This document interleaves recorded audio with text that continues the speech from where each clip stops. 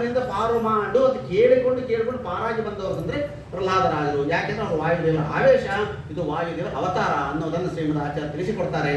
ಕೊನೆಗೆ ಯಾವ ಹಿರಣ್ಯಕಶಿಪು ತಲೆ ಕೆಟ್ಟೋಯ್ತು, ಯಾವುದನ್ನು ಸಾಯ್ತಾ ಇಲ್ವಲ್ಲ, ಇದು ಸಾವಾದ್ರೂ ಹಿಡಿಯೋ ಇಲ್ಲೋ ಇವನಿಗೆ ಕೇಳಿದ ಅವನು, ನೀನು ಯಾರ ಬಲದಿಂದ ಇಷ್ಟೊಂದು ಬೆರೀತಾ ಇದ್ದೀಯಾ ಅಂತಂದಾಗ ಅವನು ಹೇಳ್ದ, ನೀನು ಯಾರ ಬಲದಿಂದ ಇಷ್ಟು ಬೆರೀತಾ ಇದ್ದೀಯೋ ನಾನು ಕೂಡ ಅದೇ ಬಲದಿಂದ, ಪರಮಾತ್ಮನ ಬಲದಿಂದಲೇ. ನಿನಗೆ ಯಾರು ಬಲ ಕೊಟ್ಟವನು, ನನಗೂ ಅವನೇ ಬಲ ಕೊಟ್ಟವನು. ಹಾಗಾದ್ರೆ ಕಸ್ಮಾತ್ ಸ್ತಂಭೇನ ದೃಶ್ಯತೆ ಇತ್ಯಾದಿಯಾಗಿ ಕೇಳ್ಕೊಳ್ತಾನೆ.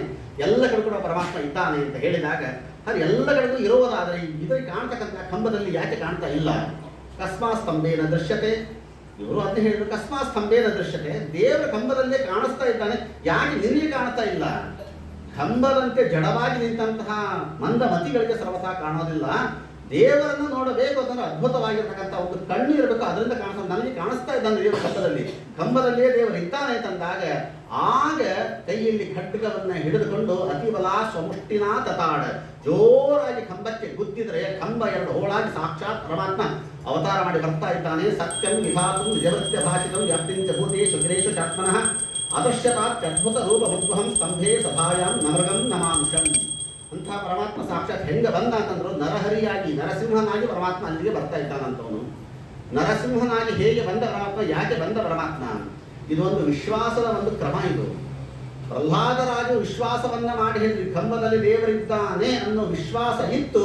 ಆ ಸತ್ಯಂ ವಿಧಾತು ನಿಜಭೃತ್ಯನಾದ ಪ್ರಹ್ಲಾದರಾಜರ ಮಾತನ್ನ ಸುಳ್ಳು ಮಾಡಬಾರದು ಅನ್ನೋದಕ್ಕೋಸ್ಕರವಾಗಿ ಪರಮಾತ್ಮ ಪ್ರಕಟನಾದ. ಮಕ್ಕಳಿಗೆ ಬಹಳ ವಿಶ್ವಾಸ ಇರ್ತದೆ, ದೊಡ್ಡವರಿಗೆ ವಿಶ್ವಾಸ ಇರುತ್ತೆ. ಪ್ರಹ್ಲಾದರಾಜ ವಿಶ್ವಾಸ ಇತ್ತು, ಕಂಬದಲ್ಲಿ ದೇವರು ಇದ್ದಾನ ಅಂತ ಕೇಳಿ ಇದ್ದಾನೆ ಅಂತ ಹೇಳ್ಬಿಟ್ರು. ನಮ್ಮನ್ನು ಕೇಳ್ರಿ, ಕಂಬದಲ್ಲಿ ದೇವರು ಇದ್ದಾನ ಅಂತ ಹೇಳಿದ್ರೆ ಇದ್ದಾನೆ ಅಂತ ಹೇಳ್ತೀವಿ, ತೋರಿಸೈತಂದ್ರೆ ಅದು ಮತ್ತೆ ಈ ಕಣ್ಣು ಸಾಲಲ್ಲ, ಅದಕ್ಕೆ ಜ್ಞಾನ ಅನ್ನೋ ಕಣ್ಣು ಬೇಕು, ಅದಕ್ಕೆ ಮನಸ್ಸು ಶುದ್ಧಿ ಇರಬೇಕು. 108 ಉಪದೇಶ ಶುರು ಮಾಡಿಬಿಟ್ಟು ನಾವೆಲ್ಲ ಈಗ ನಮಗೆ ಅಷ್ಟು ವಿಶ್ವಾಸ ಇರಲ್ಲ, ಮಕ್ಕಳಿಗೆ ವಿಶ್ವಾಸ. ಅದಕ್ಕೆ ಕತೆ ಹೇಳ್ತಾರಲ್ಲ, ಯಾವುದೋ ಒಂದು ಊರಲ್ಲಿ ಮಳೆ ಆಗಿರಲಿಲ್ಲ, ಬಹಳ ಎಷ್ಟೋ 10 ವರ್ಷ ಮಳೆನೇ ಇರಲಿಲ್ಲ. ಇಲ್ಲ ಪುರೋಹಿತರನ್ನು ಕೇಳಿದಂತೆ ಏನು ಮಾಡೋದು ಮಳೆ ಬರಲಿಕ್ಕೆ, ಇಲ್ಲ ಒಂದು ಯಜ್ಞವನ್ನು ಮಾಡಿ ಗಾರಿಗೆ ಯಾಗವನ್ನು ಮಾಡಿ ಮಳೆ ಬರ್ತದೆ. ಎಲ್ಲ ದೊಡ್ಡವರೆಲ್ಲ ಹೆಣ್ಮಕ್ಳೆಲ್ಲ ರೇಷ್ಮೆ ಸೀರೆ ಇಟ್ಕೊಂಡು ಹಣ್ಣು ಕಾಯಿ ತೊಗೊಂಡು ಎಲ್ಲ ರೇಷ್ಮೆ ಮಡಿಗೆ ಇಟ್ಕೊಂಡು ಹೊಂಟಂತೆ ಯಜ್ಞ ಮಾಡಬೇಕು, ಮಳೆ ಬರೋದಕ್ಕೋಸ್ಕರ ಯಜ್ಞ ಮಾಡ್ತಾ ಇದ್ದಾರೆ. ಆ ಊರು ಸಣ್ಣ ಸಣ್ಣ ಹುಡುಗರು ಇದ್ದಂತೆ, ಅವರೆಲ್ಲ ಯಜ್ಞಕ್ಕೆ ಹೋದ್ರಂತೆ. ಹೋಗುವಾಗ ಹೆಂಗೆ ಹೋದ್ರೆ ಕೈಯಲ್ಲಿ ಛತ್ರಿ ಹಿಡ್ಕೊಂಡು ಹೋದ್ರಂತವ್ರನ್ನೇ. ಎಲ್ಲಿ ಹೊರಟಿದ್ದೀರೋ ಯಜ್ಞ ಛತ್ರಿ ಯಾಕೆ? ನೀವು ಯಜ್ಞ ಮಳೆ ಬರಲಿಕ್ಕೆ ಯಜ್ಞ ಮಾಡ್ತಾ ಇದ್ದೀರಲ್ಲ, ಮತ್ತೆ ಯಜ್ಞ ಆಗಿ ಪೂರ್ಣಾವತಿ ಆದ ತಕ್ಷಣ ಮಳೆ ಬರುತ್ತಲ್ಲ, ವಾಪಸ್ ಬರಲಿಕ್ಕೆ ಛತ್ರಿ ಬೇಕಲ್ಲ ನಮಗೆ ಮನೆಗೆ ಬರಲಿಕ್ಕೆ ಅಂತ ಮಕ್ಕಳು ಕೇಳಿದ್ರಂತೆ. ಮಕ್ಕಳಲ್ಲಿ ಇರ್ತಕ್ಕಷ್ಟು ವಿಶ್ವಾಸ ದೊಡ್ಡವ್ರ ನಮ್ಮ ಹತ್ರ ಇರೋದಿಲ್ಲ. ವಿಶ್ವಾಸೋ ಫಲದಾಯಕ. ನಾವು ಎಷ್ಟು ವಿಶ್ವಾಸವನ್ನು ಮಾಡ್ತೀವೋ ಅಷ್ಟು ಫಲವನ್ನು ಪರಮಾತ್ಮ ನಮಗೆ ಕೊಡ್ತಾನೆ. ಪ್ರಹ್ಲಾದರ ಅದೇ ವಿಶ್ವಾಸದಿಂದ ಹೇಳಿದ್ರು, ಇಲ್ಲಿ ಕಂಬದಲ್ಲಿ ದೇವರಿದ್ದಾನೆ ಅಂತ ಹೇಳಿದ್ರು.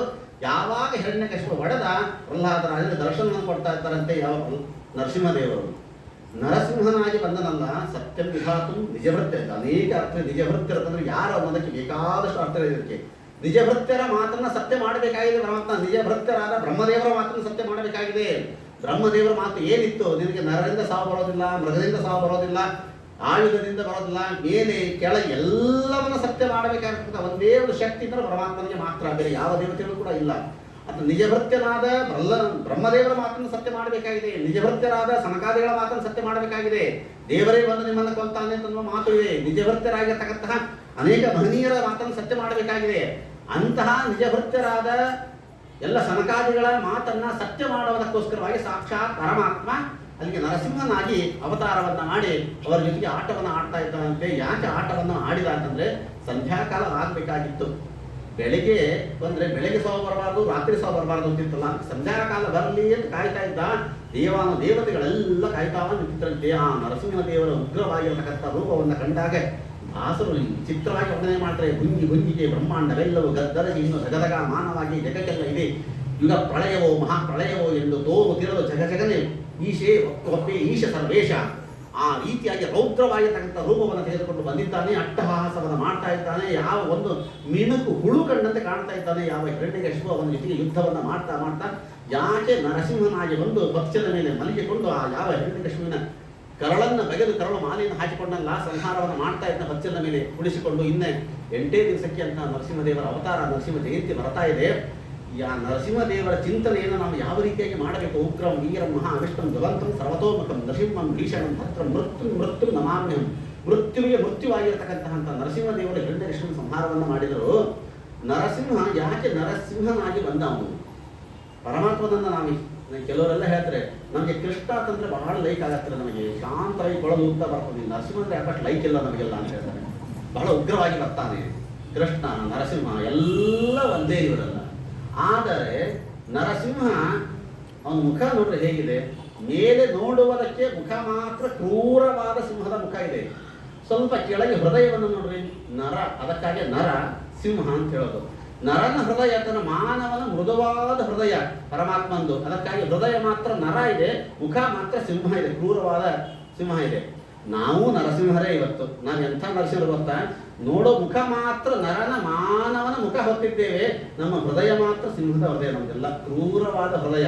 ನಮ್ಮ ಹೃದಯ ನಿಮಗೆ, ನಿಮ್ಮ ಹೃದಯ ನಮಗೆ ಕಾಣಿಸೋದಿಲ್ಲ ಅಂತೇಳಿ ಸುಖವಾಗಿ ಬದುಕ್ತಾ ಇದ್ದೇವೆ ಅಷ್ಟೇ ಹೊರತಾಗಿ ನಾವು ನರಸಿಂಹರು, ದೇವರು ನರಸಿಂಹ. ಗೋಮುಖ ವ್ಯಾಘ್ರ ಅಂತ ಹೇಳ್ತಾರಲ್ಲ, ನಾವೆಲ್ಲ ಗೋಮುಖ ವ್ಯಾಘ್ರರು, ಪರಮಾತ್ಮ ವ್ಯಾಘ್ರಮುಖ ಗೋವು ಅಷ್ಟೇ. ಒಂದು ಪರಮಾತ್ಮ ವ್ಯತ್ಯಾಸ ಇಷ್ಟೇ ಇರೋದು ನಮಗೂ ದೇವರಿಗೂ. ಅಂತಹ ನರಸಿಂಹ ಒಂದು ಮಗುವಿಗೋಸ್ಕರವಾಗಿ ಏನು ಸುಂದರ ರೂಪ ರೀ ಪರಮಾತ್ಮನ ರೂಪ. ಸಾಕ್ಷಾತ್ ಮನ್ಮಥನಾಗಿರ್ತಕ್ಕ ಅಂತ ಸುಂದರವಾದ ರೂಪವನ್ನೇ ತಾನು ತೆಗೆದುಕೊಂಡು ಇಡೀ ಮುಖಕ್ಕೆ ಮುಖನಿರೋಧ ಮಾಡ್ಕೊಂಡ್ಬಿಟ್ಟ. ಯಾಕೆ? ಒಬ್ಬ ಭಕ್ತನಿಗೋಸ್ಕರವಾಗಿ ಇಡೀ ಮುಖಕ್ಕೆ ಮುಖಾನೇ ಸುಂದರವಾದ ಮುಖವನ್ನು ತೆಗೆದು ಕ್ರೂರವಾದ ಮುಖವನ್ನು ಹಚ್ಚಿಕೊಂಡು ಬಂದ ಭಗವಂತ ಭಕ್ತನಿಗಾಗಿ. ಭಕ್ತರಾದ ಇವತ್ತು ನಾವು ಭಗವಂತನಿಗಾಗಿ ನೀವು ಮುಖ ಬದಲು ಮಾಡ್ಕೊಳಕ್ಕೆ ಹೋಗ್ಬೇಡ್ರಿ, ಮುಖದ ಮೇಲೆ ಒಂದು ತಿಲಕ ಬದಲು ಮಾಡ್ಕೊಂಡು ಸಾಕು ನೀವತ್ತು ಅಂತ. ತಿಲಕ ಗೋಪಿಚನ ಹಚ್ಚಿಕೊಳ್ಕೊಂಡು ನಾವು ಇವತ್ತು ತಯಾರಾಗ್ತಾ ಇದ್ದಲ್ಲ ಪರಮಾತ್ಮನಿಗೋಸ್ಕರವಾಗಿ. ಪರಮಾತ್ಮ ಮುಖಾನೇ ಬದಲು ಮಾಡ್ಕೊಂಡಾನ. ಅದಕ್ಕೂ ಅಂತಹ ಯಾವ ಪರಮಾತ್ಮ ಪ್ರಹ್ಲಾದ ರಾಜರ ಮೇಲೆ ಅನುಗ್ರಹವನ್ನು ಮಾಡೋದಕ್ಕೋಸ್ಕರವಾಗಿ ಹಿರಣ್ಯಕೃಷ್ಣನ ಸಂಹಾರವನ್ನು ಮಾಡಿದ. ಕೊನೆಗೆ ಎಲ್ಲಾ ದೇವತೆಗಳೆಲ್ಲ ಕಾಯ್ತಾ ನಿಂತಿದ್ದಾರಂತೆ ಮೇಲೆ. ಆ ಭಗವಂತನನ್ನು ಹೇಗಾದ್ರೂ ಮಾಡಿ ಶಾಂತ ಮಾಡಬೇಕಲ್ಲ, ಹೇಗೆ ಶಾಂತ ಮಾಡಬೇಕು ಪರಮಾತ್ಮನ